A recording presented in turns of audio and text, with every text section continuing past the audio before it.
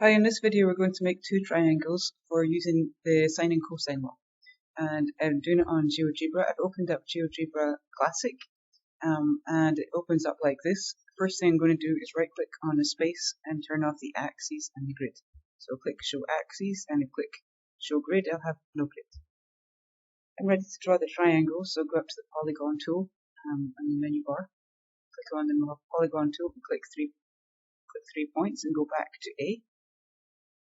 And now I move them to wherever you want them. And once you've got the triangle looking as you want it, I'm going to use the arrow tool and click on the bullet points for A, B, and C to turn off the points. That means I can't move the triangle accidentally.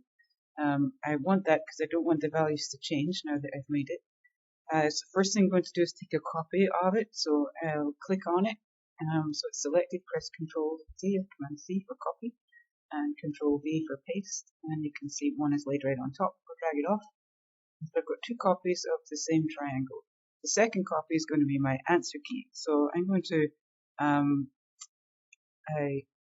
click on any one side and right click and ask for settings. So with your arrow pointed right on the side, your cursor pointed right on the side of the triangle, right click and it should bring up this menu. Click on settings. And down here we can ask to see the value of the side, which will show the length of the side, so the side C, 6.72, and do that for all three sides. And then I'm going to show the angles. So click on the angle tool. If I click right in the middle of the triangle, it'll give all three angles. And again, I don't really need to see the name and value of the angle. The fact it's called alpha isn't important here. And so I'll just have the information I need for the sake of good communication. So I'll click on each angle and change it to value only. Okay, so now my answer key is set up. I can see all three angles and I can see all three sides.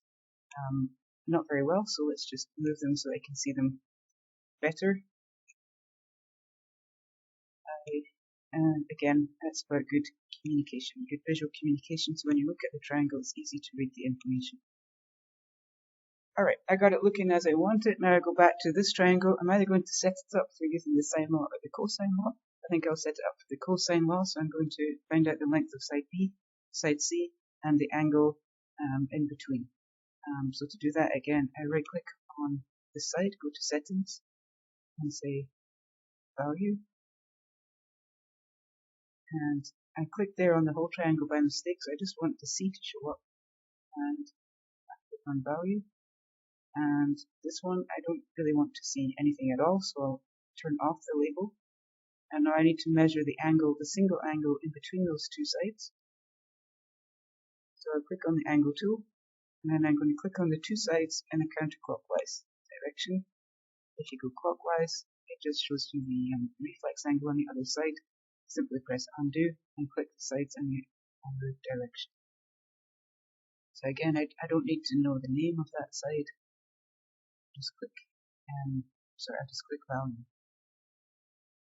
There we are. So I have both triangles made and looking good. I think the last thing I want to do is make them the color that I want. So I think I'll turn the first one, make the first one blue and the second one green. So again, I'll go to settings, and I've clicked on the whole triangle is highlighted. I'll turn that one blue, and I'll turn this one green.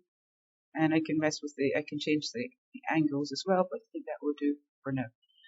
The last thing to do is to take a copy of these two triangles and paste it onto a Google Doc to do or a Word document to do your calculations. So I can either take the screenshot and by doing Control Windows S or Command Shift 4 on a Mac, or you can go to Export Image and export it to a Word document and complete your calculations there. Thank you.